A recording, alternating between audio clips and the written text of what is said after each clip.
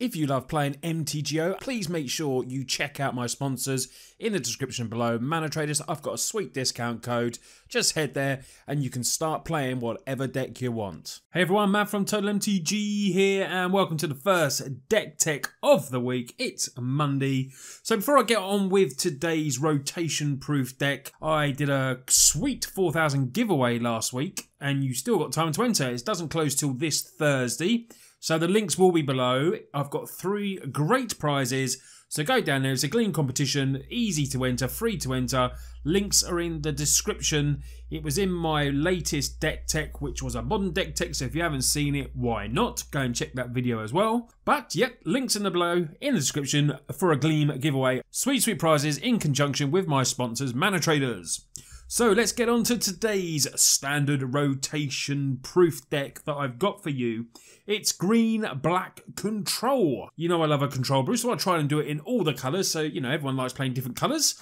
Some people like control, some people don't. But this is the deck today, and I think it's a pretty strong deck going forward. We've got lots and lots of fun cards and lots of powerful cards as well, which is, you know, what makes this deck really good, has some really good finishes in. So let's start off by looking at the creatures. And this is a control deck that does actually have creatures. It has 13 creatures in total, starting off with a 4 of Kite Sail Freebooter, 1/2 Flyer that costs 1 and a black. When it enters the battlefield, target opponent reveals his or her hand, and you get to choose a non-creature, non-land card, and you get to exile it while this is still on the battlefield. Great early play, turn 2. If you can get this down, you can basically see what your opponent has in hand. That's what's good about this. And if they have to use removal, they will have to use it to get that card back. But if not, you'll be able to, fly over, a little bit of evasion with the flying. It does a really good job. It's like, looking at opponent's hand, taking a card, slowing them down, potentially taking the removal that might get rid of Freebooter is another thing I would suggest to do as well. But it's a very sweet card. The next card we have is a 3 of Ravnica's Chupacabra. When this came out in Rivals of Ixalan, everyone, this was basically everyone's favourite card. Everyone loved it. It's because it's a 2/2, and when it ends the battlefield, you get to destroy target creature and opponent control. So it has that control element for us where it will come down, be a blocker, be an attacker with 2/2, and it gets to destroy something as well, just for 4 mana. We've got this as a 3 of, really sweet card. I've always loved it ever since it came out, the Chupacabra. Then we've got a 4 of, now this, this is a finisher of ours. This is what can win you games. I've lost so many games recently to Vine Mare. Vine Mare is, one of the best uncommons to come from M19. It's hexproof, can't be blocked by black creatures, and it's a 5/3 for 4 mana, 2 double green. It's really strong. Now, I thought about, have this in the sideboard and bring it in, but then I was like, it's so good. It could be one of our finishers, and it really can, because it's so hard to deal with. Obviously, the 3 toughness is a bit annoying, but it's got hexproof, so it's not going to be, lightning striked or anything like that. But it's just a very strong creature, can, basically trade off of everything, and can attack in and obviously win quite a lot of games as well. The last creature we have is a 2 of Carnage Tyrant, another creature with hexproof. The Carnage Tyrant is a 7/6 with trample as well and can't be countered. So it's going to be epic against any type of control deck that you do come up against, and any type of creature deck as well, because it is a 7/6 with trample. That's going to be very hard to remove. Settle the Wreckage, obviously, because it doesn't target it, is a problem for it. So this card has evasion, hard to deal with, and is a massive beater. So we've got it in there as a 2 of. So on to the spells now. We have 22 spells in total. Starting off with a 4 of Divest. With my rotation proof decks, I've been putting these in the control decks because I like it. There's a lot of, creature decks out there, so this can get rid of a creature or an artifact. For 1 mana, sorcery speed, they have to discard that card. We've got a couple of Duress in the main board, and we've also got the other 2 in the sideboard. Target opponent reveals their hand, you get to choose the non-creature, non-land card, and then they have to discard it so you can get, attack their hands, take their planeswalkers. Just take something that's really awkward to deal with. Duress will sort that out. Argyle's Bloodfast is our next card. It's a 2 of. It came from Ixalan. It will help us draw cards. You can pay 2 life, pay 1 and a black and tap it. At the beginning of your upkeep, though, if you've got 5 or less life, you may transform. You don't have to, you just may transform it. And that turns into where you can sacrifice a creature and gain life equal to its toughness, or just tap for 1 black mana. Very nice, sweet cards. Helps, a bit of nice card drawing black. And it's not like a stipulate where we have to do it. It's our decision. If we've got the life, we can draw the cards. And then potentially, if we've got some creatures on the board, we can sack them to gain that bit of life that we may need. Onto a bit of removal of the first part of the removal. We've got 2 of Cast Down. I need 2 of because it destroys non-legendary creature, and sometimes I find this card obviously very good, but the stipulation of non-legendary sometimes a little bit awkward because people, there's a lot of legendary creatures in this current format. But it's still 2 of its instant speed removal at 2 mana, very, very nice. We then have a couple of Murder, destroy target creature.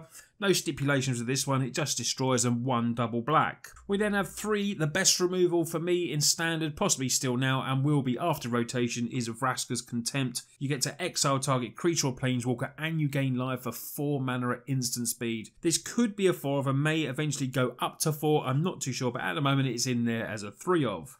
We then have a sweet little artifact called Treasure Map, and this was advised to me in one of my previous deck techs where I had Karns in there. And I'll tell you, I've tried Treasure Map and it's been really, really good in practice. I'm not saying Karn isn't good, but I chose to have Treasure Map in this deck. It gets us to scry, we can sacrifice the artifacts to draw cards. It's really, really good. You get the treasures, you then sack them, as you can see when this card flips over. It either adds 1 colourless mana, but I've been using it for sacrificing treasures and obviously drawing cards because it's good to go through, get some extra cards in your hand. I did have one game when I was playing against Sam where I actually drew 4 of these. I got all 4 out eventually over a game. It was absolutely hilarious. I think my card draw was something like 3 Divest, 2 Duress, and then it went 4 of these on a trot. It was absolutely hilarious. But it did, obviously I kept drawing cards, but it helped me draw just even more treasure maps, which wasn't obviously ideal for me. But it's still funny, and I still think the deck card is really, really strong, and I'm definitely liking the inclusion in this deck. Then I've got one of the Eldest Reborn, the Enchantment. It's one of those sagas where the first ability is each opponent sacrifices a creature or planeswalker, then they have to discard a card. When the second upkeep comes, the lore counter gets put on then. And then for the third lore counter, they put target creature or planeswalker card from any graveyard, so it's yours or your opponent's, under the battlefield, under your control. So if you do manage to get one of their sweet, planeswalkers into the graveyard, or maybe we just bring back one of our other sweet, creatures themselves. We can bring back a Chupacabra. That's good interaction. We can come back and potentially destroy a creature as well. Kite Sail might be the only one you can get back, but then you get to look at their hand again. Or a Vine Mare or a Tyrant are just going to be really good because they're going to be hexproof. If they did manage a way somehow to get rid of them, they're going to come back and again be another problem. The last 2 cards we have in the deck is another one of our win cons, which is Vraska Relic Seeker. This is why I added green to this deck, because I think Vraska is a very, very strong planeswalker. The +2, it defends itself. You can get down a 2/2 Black Pirate token. The -3 lets you destroy artifact, creature, or enchantment, and then you create a token so you can add it as any colour to you want. And the -10 is target player's life total becomes 1. Now this comes in with 6 loyalty, so the tick-ups are going to be happening quick and fast, hopefully. You get it up there to 8, 10. It's 3 turns, potentially, if it's protected. You will be able to get their life total to 1. And with a sweet little Carnage Tyrant on the field that has Trample, it looks like it could be pretty much game over, potentially having our big hexproof creature on the battlefield. So now we're going to go to the land base now. We've got 25 lands in total in this deck. Archer Vraska is in there as a 2 of, great card. We're going to get City's Blessing, draw cards, paying 5 to tap it. We then got Detection Tower in there, which takes away hexproof and means abilities that your opponents have. If they got hexproof or anything like that, you can take it away with this card. Obviously, it'd be quite good against us as well if people do play this. I have been putting this card in all my control decks at the moment because I think it's just really, really strong. We then have 2 Field of Ruin. And then we've got a Memorial to Folly, just a 1-of, because I like the ability of paying 3, sacrificing, returning the target creature from your graveyard to your hand. And we've got 13 really good creatures to choose from potentially there as well. We also have 4 Forest, and then we also have 11 Swamps. And the last 4 lands in the deck are 4 Woodland Cemetery that tap for black or green, and it enters the battlefield tapped unless you control a swamp or a forest. So before we get to the sideboard, you can see the plan of this deck is, it's a control deck, all in all it is a control deck. But it's different to obviously your blue where you're countering stuff like that. You rely more on kill spells in this deck and taking cards out of your opponent's hand.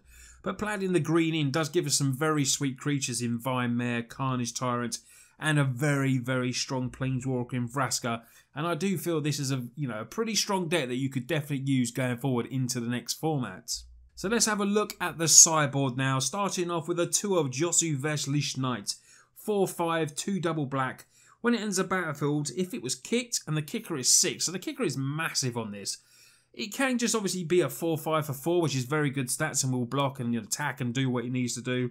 But late game, if you can get this in with 8 2/2 black zombie creatures with menace, that is, surely a game winner in itself. So we've got 2 of them there. Like I said, we've got 2 of duress in the sideboard as well.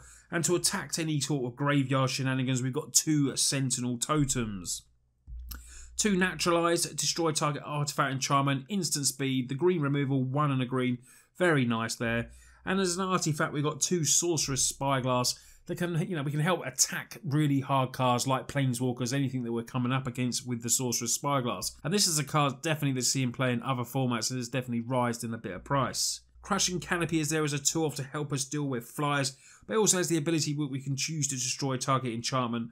3 mana instant speed. We also got a 2 of Vona's Hunger. If you get the Ascend with this, which means you have to control 10 or more permanents, each opponent sacrifices a creature, but if you do have that City's Blessing, they have to sacrifice half their creatures. I've played against recently a lot of token decks, and Vona's Hunger has been very good for me when it's come in. Late game when they've massed the board and we're trying to hold on with that, such little life, to take away, half their creatures can really help you out in the game.